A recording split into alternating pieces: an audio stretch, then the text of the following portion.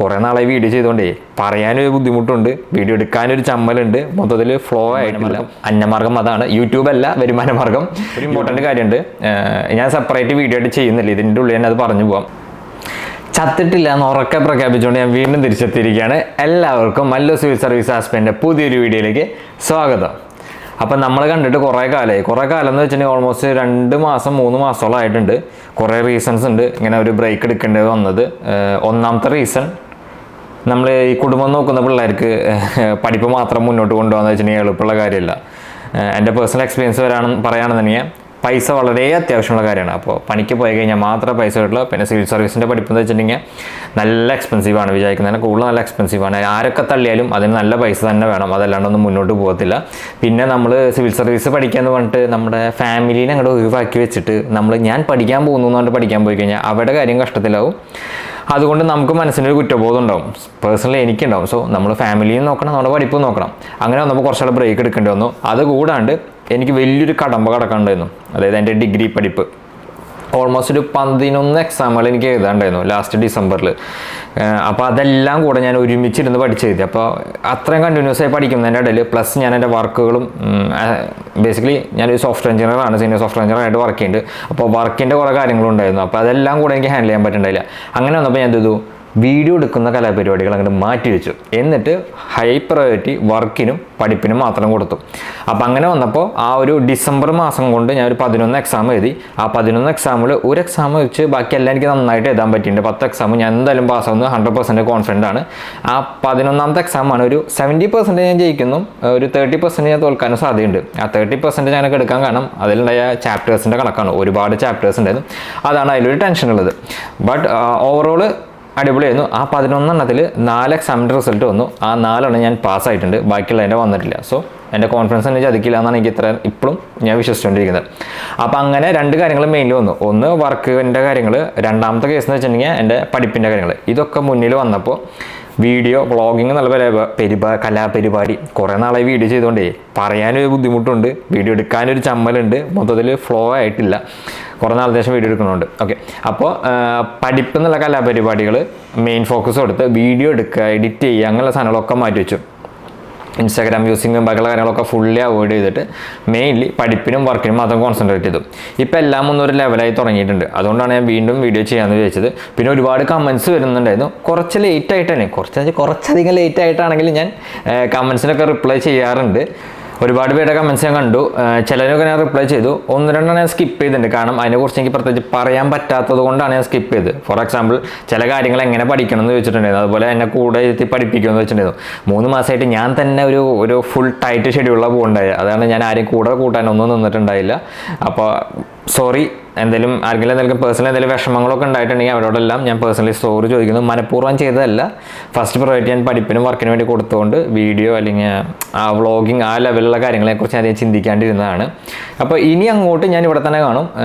Maximum weekly ഒരു video എങ്കിലും വെച്ചിട്ട് ചെയ്യണം. കൂടാതെ എൻ്റെ പഠിപ്പും കാര്യങ്ങളൊന്ന് റീസ്റ്റാർട്ട് ചെയ്യണം. നമ്മുടെ മറ്റേ +2 ഫെയിൽ ആ സിനിമയിൽ പറയുന്ന പോലെ ഒന്ന് റീസ്റ്റാർട്ട് ചെയ്ത് പോകണം എനിക്ക്. ഇപ്പം ഇത്ര നാൾ ഞാൻ ആ സിനിമയിൽ നായകനെ പോലെ ഒരു സ്ഥലത്ത് പോയി പണിയെടുത്തുകൊണ്ടിരിക്കുന്നു. ഇപ്പം ഇനി പണിയും വേണം, സിവിൽ സർവീസിൻ്റെ പഠിപ്പും വേണം. അപ്പോൾ രണ്ടും കൂടെ ഒരുമിച്ച് ഫുൾ ഫോക്കസ് ചെയ്തിട്ട് മുന്നോട്ട് കൊണ്ടുപോകണം എന്നാണ് വിചാരിക്കുന്നത്. പിന്നെ ഒരുപാട് പേര് കമൻസ് ചെയ്തിട്ടുണ്ടായിരുന്നു, ജീവനോടുകൂടി ഉണ്ടോ? അവരെ പണ്ട് കാര്യമില്ല, ഒരു അനക്കവും ഇല്ല. അണ്ടിൽ സംക്രാന്തിക്കും ഒരു പോസ്റ്റ് എന്തെങ്കിലുമൊക്കെ ഇട്ടിട്ട് ഞാൻ ആ വഴിക്ക് പോകാറാണ് പതിവ്, മൈൻഡ് ചെയ്യാറില്ല. അങ്ങനെ വന്നപ്പോഴാണ് കുറേ കമൻറ്റുകൾ വന്നതും. ഓക്കെ, അപ്പോൾ ആ കമൻസിനുള്ള റിപ്ലൈ ആയിട്ടാണ് ഞാനിപ്പോൾ ഈ വീഡിയോ ചെയ്യുന്നത്. നമ്മൾ വീണ്ടും പണ്ടത്തെ ആ ട്രാക്കിലേക്ക് തിരിച്ചു വരികയാണ്.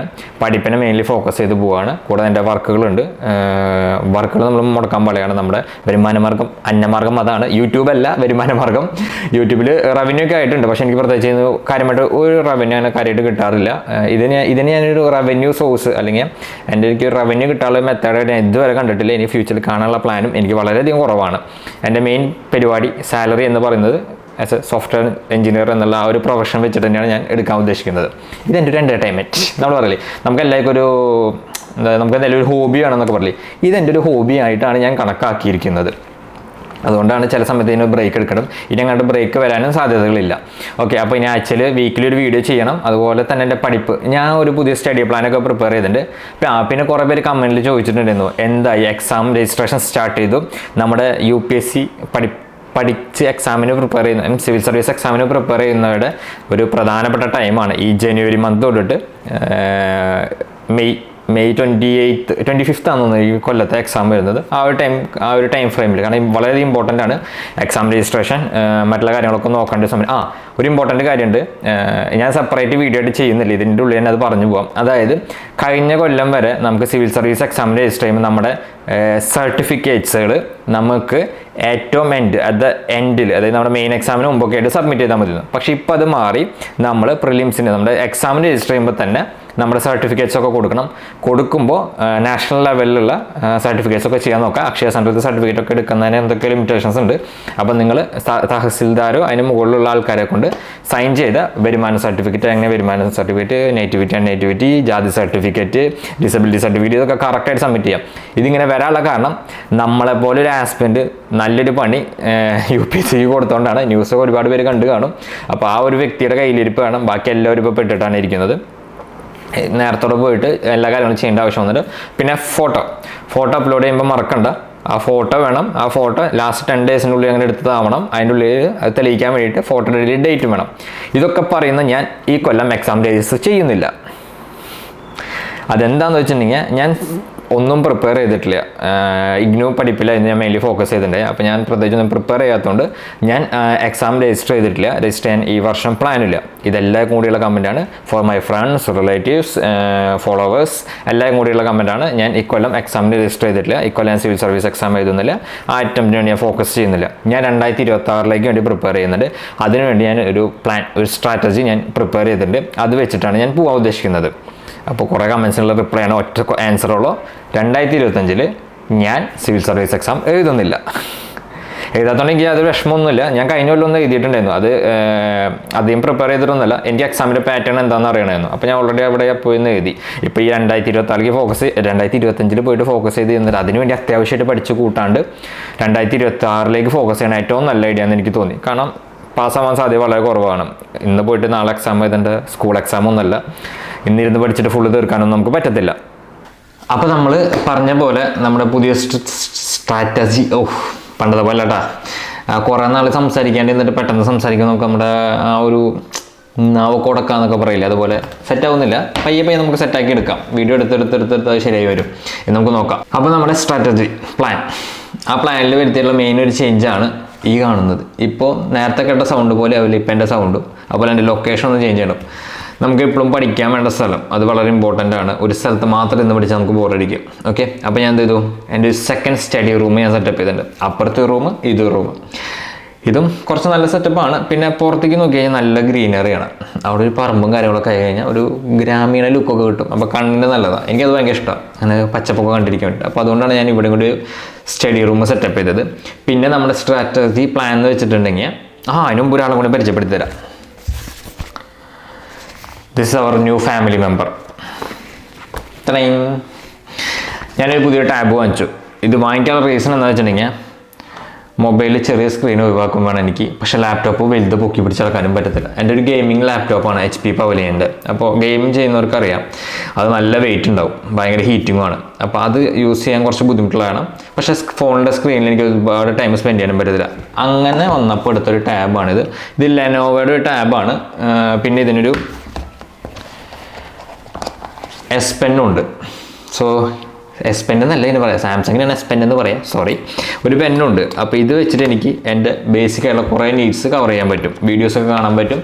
അതുപോലെ തന്നെ നമ്മുടെ ഡെയിലി ന്യൂസും മറ്റുള്ള കാര്യങ്ങളൊക്കെ വായിക്കുമ്പോൾ അല്ലെങ്കിൽ കറണ്ട് അഫയേഴ്സൊക്കെ കാണുമ്പോൾ എനിക്ക് അതിൻ്റെ നോട്ട്സ് പ്രിപ്പയർ ചെയ്യാനും പറ്റും. അപ്പോൾ ഇവനാണെന്ന് ഞാൻ വാങ്ങിച്ചിട്ടുണ്ട്.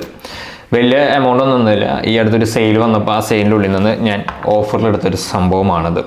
വളരെ എക്സ്പെൻസീവ് ഒന്നല്ല, സാധാരണ റേറ്റ് കുറവാണ്. നേരത്തെ ഞാൻ പറഞ്ഞില്ലേ, സിവിൽ സർവീസിന് പഠിക്കുമ്പോൾ കുറച്ച് ചിലവുകൾ വരും. അപ്പോൾ അത് ഹാൻഡിൽ ചെയ്യണമെങ്കിൽ നമ്മുടെ കയ്യിൽ സാലറി വേണം. സാലറി വേണമെങ്കിൽ പണിക്ക് പോകണം. അപ്പോൾ പണിയും വേണം, പഠിപ്പും വേണം. അതാണ് എൻ്റെ പോളിസി. ഓക്കെ, അപ്പോൾ 2026 നമ്മൾ പ്ലാൻ ചെയ്തിരുന്നത്. അപ്പോൾ ആ ഒരു പ്രിപ്പറേഷൻ സ്ട്രാറ്റജിയിൽ ആദ്യം നമ്മൾ കവർ ചെയ്യാൻ പോകുന്നത് നമ്മുടെ സ്വന്തം NCERT ബുക്സാണ്. ഇവന്മാർ എൻ്റെ കൂടെ ഇരിക്കാന്ന് പറഞ്ഞിട്ട് കാലം കുറേയായി.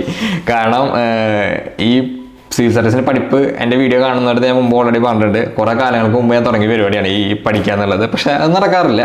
എന്തെങ്കിലുമൊക്കെ പണിയില്ലേ, health issues, work, family related, അല്ലെങ്കിൽ എന്തെങ്കിലും എക്സാംസ്, അങ്ങനെ എന്തെങ്കിലുമൊക്കെ വന്നിട്ട് പണിയിട്ടുണ്ട്. അങ്ങനെ കുറേ കാലമായിട്ട് എൻ്റെ കൂടെ കൂടിയതാണ്. ഇതിലാകെ NCERT 6th സ്റ്റാൻഡേർഡിൽ ഹിസ്റ്ററിയും ജോഗ്രഫിയും മാത്രമാണ് സത്യമായിട്ട് അത് മാത്രം സ്റ്റാർട്ട് ചെയ്തിട്ടുള്ളത്. കാരണം എനിക്ക് നോക്കാൻ പറ്റില്ല. പക്ഷേ ഇപ്രാവശ്യം നമ്മളത് തീർക്കും. February, March, April, May, almost June, അങ്ങനെ 4 മാസത്തോളം നമ്മൾ ഇതിനു വേണ്ടി സ്പെൻഡ് ചെയ്ത്. എന്തുകൊണ്ട് ഇതിനു വേണ്ടി ഇത്രയും സമയം സ്പെൻഡ് ചെയ്യുന്നത് വെച്ചിട്ടുണ്ടെങ്കിൽ ദാറ്റ്സ് റിയലി ബിക്കോസ് ഞാൻ ഇതുമായിട്ട് ഇപ്പോൾ യാതൊരു ബന്ധമില്ലാത്ത മനുഷ്യനായിട്ടായിരിക്കുന്നത്. അതായത് ഹിസ്റ്ററി ആയാലും ജോഗ്രഫി ആയാലും പിന്നെ കുറച്ച് സയൻസ് റിലേറ്റഡ് ആണെങ്കിൽ യാതൊരു ബന്ധം, കോഡിങ്ങുമായിട്ട് കുറച്ചെല്ലാം ബന്ധമുണ്ട്. പക്ഷേ ഈ ഒരു സബ്ജക്റ്റുകളുമായിട്ട് എനിക്ക് യാതൊരു ബന്ധമില്ല. അപ്പോൾ ഇതെന്താണെന്ന് മനസ്സിലാക്കി കഴിഞ്ഞാൽ മാത്രമാണ് എനിക്ക് സിവിൽ സർവീസ് എക്സാമിന് പ്രിപ്പയർ ചെയ്യാൻ പറ്റുള്ളൂ. അപ്പോൾ ഇത് നല്ല വൃത്തിക്ക് പഠിക്കുക, നോട്ട് എഴുതുക. നോട്ട് ഞാൻ കുറച്ചൊക്കെ എഴുതുന്നത് നിങ്ങളെൻ്റെ കമ്മ്യൂണിറ്റി ടാബിലൊക്കെ പോയി കഴിഞ്ഞാൽ കാണാൻ പറ്റും. ഞാൻ ലാസ്റ്റ് കുറച്ച് ഡേയ്സിലൊക്കെ നോട്ട്സിൻ്റെ ഒക്കെ ഫോട്ടോസ് ഇടയ്ക്ക് എടുത്തിടാറുണ്ട്. എൻ്റെ ഒരു സന്തോഷത്തിന് വേണ്ടി, ഞാൻ പറയും, ഒരു ഹോബി, അങ്ങനെ ഇടാറുണ്ട്. അപ്പോൾ നിങ്ങൾക്ക് ഇതിൻ്റെ ഡീറ്റെയിൽസ് ടോപ്പിക്കിൽ നിന്ന് നമ്മൾ മാറിപ്പോയി. ഇതാണ് നമ്മൾ മെയിൻലി അടുത്തൊരു 4-5 മാസത്തേക്ക് നമ്മൾ പഠിക്കാൻ ഉദ്ദേശിക്കുന്നത്. ഈ NCERT പ്യുവർലി ബേസ് കംപ്ലീറ്റ് നമുക്ക് സെറ്റാക്കി എടുക്കണം. അത് സെറ്റാക്കി എടുത്ത് കഴിഞ്ഞാൽ മാത്രം ബാക്കി എന്തെങ്കിലും നടക്കുള്ളൂ. അപ്പോൾ ഫസ്റ്റ് 4 months നമ്മൾ സിവിൽ സർവീസിൻ്റെ മെയിൻലി NCERT ബുക്ക് കവർ ചെയ്യും. Plus daily newspaper analysis, general knowledge update ചെയ്യാൻ വേണ്ടി ഏറ്റവും മസ്റ്റായിട്ടുള്ള സംഭവമാണ് ഹിന്ദു ന്യൂസ് പേപ്പർ വായിക്കുന്നത്. ഹിന്ദു ആണ് പേഴ്സണലി എനിക്ക് ഇഷ്ടമുള്ളത്. അതെന്താണെന്ന് വെച്ചിട്ടുണ്ടെങ്കിൽ അതിനുള്ള റിസോഴ്സസ് ഒരുപാട് അവൈലബിൾ ആണ്. അത് എനിക്ക് എന്തെങ്കിലും ഇപ്പോൾ ഡൗട്ട് വന്നാൽ യൂട്യൂബിൽ പോയി നോക്കി കഴിഞ്ഞാൽ ഇഷ്ടം പോലെ പേര് അനാലിസിസ് പറയുന്ന കാര്യങ്ങളൊക്കെ ഉണ്ട്. അപ്പോൾ ഞാൻ പഠിച്ചത് കറക്റ്റാണെന്ന് എനിക്ക് റെഫർ ചെയ്ത് നോക്കാനും പറ്റും. അപ്പോൾ NCERT ആണ് ഫസ്റ്റ് ഒരു ഫ്യൂ മന്ത്സ്. പിന്നത്തെ പ്ലാനുകൾ എന്താണെന്ന് വെച്ചിട്ടുണ്ടെങ്കിൽ, ഒരു മിനിറ്റ്, അപ്പോൾ നമ്മൾ പറഞ്ഞു വന്നത് 2024 പ്ലാൻസ് ആണ്. അപ്പോൾ ഫസ്റ്റ് പരിപാടി എന്ന രീതിയിൽ നമ്മൾ ഉദ്ദേശിക്കുന്നത് വെച്ചിട്ടുണ്ടെങ്കിൽ NCERT ടെക്സ്റ്റ് ബുക്ക് തീർക്കുക. ഓൾമോസ്റ്റ് മെയ് ജൂണോട് കൂടിയിട്ട് അപ്പോൾ നമ്മുടെ NCERT തീരണം. പിന്നെ ഒരു മാസം നമ്മൾ CSAT എക്സാമിനുള്ള കാര്യങ്ങൾ നോക്കാൻ പ്ലാൻ ചെയ്തിട്ടുണ്ട്. അത് CSATൻ്റെ ഏതെങ്കിലും ഒരു ബുക്ക് ഫൈൻഡ് ഔട്ട് ചെയ്യുക, അതിനനുസരിച്ചുള്ള കാര്യങ്ങൾ പഠിക്കുക. അപ്പോൾ എന്തായാലും നമ്മുടെ NCERT ബേസും CSAT ബേസും തീർന്നു. അതായത് പ്രിലിംസിനുള്ള ചെറിയൊരു ബേസ് നമ്മൾ അടിത്തറ നമ്മൾ ഭാവി ഇട്ടിട്ടുണ്ട്. കാരണം ഇത് രണ്ടും നോക്കാനുള്ള റീസൺ വെച്ചിട്ടുണ്ടെങ്കിൽ പിന്നത്തെ 2 മാസം, അതായത് ജൂലൈ സമയത്ത് നമുക്ക് പിന്നത്തെ ഒരു മാസത്തിൽ നമ്മൾ മെയിൻലി നോക്കുന്നത് എന്താണെന്ന് വെച്ചിട്ടുണ്ടെങ്കിൽ PYQ ക്വസ്റ്റ്യൻസാണ്, previous year question paper analysis. കാരണം മുമ്പ് എന്ത് ചോദിച്ചു എന്നറിയാണ്ട് നമ്മൾ ഫ്യൂച്ചറിൽ ഇനി എന്ത് ചോദിക്കുമ്പോൾ നമുക്ക് അത് ഐഡൻറ്റിഫൈ ചെയ്യാൻ പറ്റത്തില്ല. അപ്പോൾ റിപ്പീറ്റഡ് ക്വസ്റ്റ്യൻസ് ഉണ്ടാവും. ഫോർ എക്സാമ്പിൾ ഇപ്പോൾ എൻഡേർജ്ഡ് സ്പീഷീസിനാണെങ്കിൽ, അല്ലെങ്കിൽ റിവേഴ്സിനെ കുറിച്ചിട്ട്, അല്ലെങ്കിൽ ഹിസ്റ്റോറിയൻസിനെ കുറിച്ചിട്ട്, അങ്ങനെ കുറേ കാര്യങ്ങൾ നമുക്ക് റിപ്പീറ്റഡ് ക്വസ്റ്റ്യൻസ് വരാൻ സാധ്യതയുണ്ട്. അപ്പോൾ അങ്ങനെ വരുമ്പോൾ ആ ഒരു സെക്ഷൻ സെയിം ക്വസ്റ്റ്യൻ നേരിട്ട് ചോദിക്കാൻ നല്ല ഉദ്ദേശിച്ചാൽ റിപ്പീറ്റഡ് ക്വസ്റ്റ്യൻസ് വരാൻ സാധ്യതയുണ്ട്. അപ്പോൾ അതിനുവേണ്ടി നമ്മൾ previous year question paper analysis ചെയ്യണം. അപ്പോൾ ആ ഒരു മാസം അതിന് കൊടുത്തു കഴിഞ്ഞാൽ നമുക്ക് അറിയാൻ പറ്റും നമ്മൾ എന്തൊക്കെ പഠിക്കണം, എങ്ങനെയൊക്കെ പഠിക്കണം. അപ്പോൾ ഫസ്റ്റ് നമ്മൾ NCERT കവർ ചെയ്യും, പിന്നെ അവിടെ നമ്മൾ CSATന് വേണ്ടി കവർ ചെയ്യും. അതിനുശേഷം നമ്മൾ previous year question paper analysis ചെയ്യും. പിന്നെ അത് കഴിഞ്ഞിട്ടാണ് നമ്മുടെ മെയിൻ രാജാക്കന്മാരുടെ വരവ്. മെയിൻ ബുക്കുകളുണ്ട്, സ്റ്റാൻഡേർഡ് ബുക്ക്സ്. അത് മെയിനായിട്ട് യൂസ് ചെയ്യുന്ന നമ്മുടെ Indian history, geography, polity, economics, ഇതിനൊക്കെ വേണ്ടി കവർ ചെയ്യുന്ന നോർമൽ ബുക്സുകളുണ്ട്. ആ ബുക്സുകളുടെ വരവാണ്. പിന്നെ കുറച്ചൊരു ഓൾമോസ്റ്റ് 3-4 മാസത്തേക്ക് നമ്മൾ മെയിൻലി കവർ ചെയ്യാൻ പോകുന്നത് നമ്മുടെ ഈ ഒരു മെയിൻ ബുക്സുകളാണ്. അതിൻ്റെ കൂടെ തന്നെ നമ്മുടെ ഹിന്ദു ന്യൂസ് പേപ്പറും ജനറൽ നോളജൊക്കെ അപ്ഡേറ്റ് ചെയ്തിട്ട് പോകും. അതിലൊന്നും യാതൊരു കുറവുമില്ല. ഹിന്ദു ന്യൂസ് പേപ്പർ കംപ്ലീറ്റ്ലി നമ്മുടെ കൂടെ കൊണ്ടുപോകുക, ജനറൽ നോളജ് നമ്മുടെ കൂടെ കൊണ്ടുപോകുക. വൺസ് ഇതൊക്കെ ഫിനിഷ് ആയി കഴിഞ്ഞാൽ നമ്മുടെ അടുത്ത സ്റ്റെപ്പ് എന്ന് വെച്ചിട്ടുണ്ടെങ്കിൽ പ്രിലിംസ് എക്സാമിന് വേണ്ടി പ്രിപ്പയർ ചെയ്യലാണ്. പ്രിലിംസ് എക്സാമിന് വേണ്ടി പ്രിപ്പയർ ചെയ്യുന്നതിൻ്റെ കൂടെ തന്നെ നമ്മൾ ടെസ്റ്റ് സീരീസ് സ്റ്റാർട്ട് ചെയ്യണം. അതായത് ഈ മെയിൻ എക്സാം മെയിൻ ബുക്സ് നോക്കി കഴിഞ്ഞ് കഴിഞ്ഞാൽ നമ്മുടെ ടെസ്റ്റ് സീരീസ് പ്രാക്ടീസ് ചെയ്യുക. ബോത്ത് essay പേപ്പേഴ്സും നമ്മുടെ പ്രിലിംസിൻ്റെ പേപ്പേഴ്സും നമ്മൾ പ്രാക്ടീസ് ചെയ്ത് പോകണം. അങ്ങനെ ഈ ഒരു വർഷം ഇതിനെ മൊത്തത്തിൽ അങ്ങോട്ട് ഫോക്കസ് ചെയ്ത് പോകാം. മെയിൻ ബുക്സുകൾ കവർ ചെയ്യുക. സ്റ്റാർട്ടിങ് പറയുകയാണെങ്കിൽ NCERT ടെക്സ്റ്റ് ബുക്കുകൾ കവർ ചെയ്യുക. ദെൻ അതിനുശേഷം നമ്മുടെ CSAT ബുക്ക് കവർ ചെയ്യുക. ദെൻ അതിനുശേഷം നമ്മുടെ PYQ അനാലിസിസ് ചെയ്യുക. ദെൻ അതിനുശേഷം സ്റ്റാൻഡേർഡ് ബുക്സ് കവർ ചെയ്യുക. പിന്നെ അതിൻ്റെ കൂടെ നമ്മുടെ ടെസ്റ്റ് സീരീസ് സ്റ്റാർട്ട് ചെയ്യുക. ഇതിൻ്റെ കൂടെ തന്നെ നമ്മുടെ ജനറൽ നോളജും ഹിന്ദു ന്യൂസ് പേപ്പർ റീഡിങ്ങും ഇമ്പ്രൂവ് ചെയ്തുകൊണ്ട് വരാം. പിന്നെ അടുത്ത കൊല്ലത്തെ പ്ലാൻ എന്ന് വെച്ചിട്ടുണ്ടെങ്കിൽ പ്രിലിംസിൻ്റെ സമയത്തിന് മുമ്പ് നമ്മൾ മെയിൻസ് ഒന്ന് കവർ ചെയ്യും. ദെൻ ലാസ്റ്റത്തെ I think March, April, May ഈ 3 മാസം പ്രിലിംസ് മാത്രം എന്തായാലും കവർ ചെയ്യത്തുള്ളൂ. ഫെബ്രുവരി, മാർച്ച്, ഏപ്രിൽ, മെയ് ഈ 3 മാസം പ്രിലിംസ് മാത്രമേ കവർ ചെയ്യത്തുള്ളൂ. കാരണം അത് കഴിഞ്ഞാൽ പിന്നെ പ്രിലിംസ് നമുക്ക് നോക്കേണ്ട ആവശ്യമില്ല. അപ്പോൾ പ്രിലിംസിനുമായി റിലേറ്റഡ് ഈ മെയിൻസിന് പ്രിലിംസിന് സ്റ്റാൻഡേർഡ് ബുക്സ് ഡിഫറൻസ് വരാറുണ്ട് ചില സമയത്ത്. അതായത് ചില ബുക്സുകൾ പ്രിലിംസിന് മസ്റ്റായിട്ട് കവർ ചെയ്യണമെന്നുണ്ട്. അങ്ങനെ ആ ബുക്സുകൾ മെയിൻലി ഫോക്കസ് ചെയ്ത് നമ്മൾ പഠിക്കും. പിന്നെ പ്രിലിംസ് അതോടുകൂടി തീർന്നു. ബാക്കി പ്രിലിംസ് കഴിഞ്ഞിട്ട് പിന്നെ മെയിൻ എക്സാമിന് വേണ്ടി പ്രിപ്പയർ ചെയ്യാം. ഇതാണ് നമ്മൾ ആസ് ഓഫ് നോ പ്ലാൻ ചെയ്തിട്ടുള്ള സ്ട്രാറ്റജി. വായോടൊക്കുന്നുണ്ട്, കുറേ നാളായിട്ട് വീഡിയോസ് ഒന്നും ചെയ്യാറില്ല, ഇപ്പോഴാണ് വീണ്ടും ചെയ്ത് തുടങ്ങിയത്. അപ്പോൾ അതിൻ്റേതായ കുറച്ച് ബുദ്ധിമുട്ടുകളുണ്ട്, വീഡിയോ എടുക്കാനുള്ള കുറച്ച് ബുദ്ധിമുട്ടുകളുണ്ട്, ഒരുപാട് കാര്യങ്ങൾ പ്ലാൻ ചെയ്ത് അങ്ങനെ ചെയ്യണം ഇങ്ങനെ ചെയ്യണം എന്നൊക്കെ പ്ലാൻ ചെയ്ത് ഒരു തേങ്ങയും നടന്നിട്ടില്ല. സാധാരണ വീഡിയോ എടുക്കുന്ന പോലെയാണ് എടുത്തിട്ടുള്ളത്. അടുത്ത തവണ നമുക്ക് ഒന്നുകൂടെ ഇമ്പ്രൂവ് ചെയ്ത് ഒന്ന് ആക്റ്റീവ് ആക്കിയിട്ട് കൊണ്ടുപോകാൻ നോക്കാം.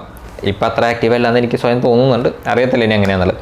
അപ്പോൾ ചത്തിട്ടൊന്നുമില്ല, ജീവനോടുകൂടി തന്നെ ഉണ്ട്. സ്വപ്നങ്ങളൊന്നും വേണ്ടെന്നൊന്നും വെച്ചിട്ടൊന്നുമില്ല, അത് അതിൻ്റെ പുറകെ തന്നെ നടക്കുന്നുണ്ട്. നമ്മൾ നമ്മുടെ കഴിവിൻ്റെ പരമാവധി മാക്സിമം അതിനുവേണ്ടി ശ്രമിച്ചുകൊണ്ടേയിരിക്കാം. One day you will get succeeded എന്നല്ലേ. അപ്പോൾ നമുക്ക് നോക്കാം എന്തായാലും. അപ്പോൾ എന്തായാലും വീഡിയോ കണ്ട എല്ലാവർക്കും ഒരുപാട് താങ്ക് യു. നമുക്ക് പുതിയൊരു വീഡിയോയുമായിട്ട് വീണ്ടും കാണാം. അതുവരെ ബൈ.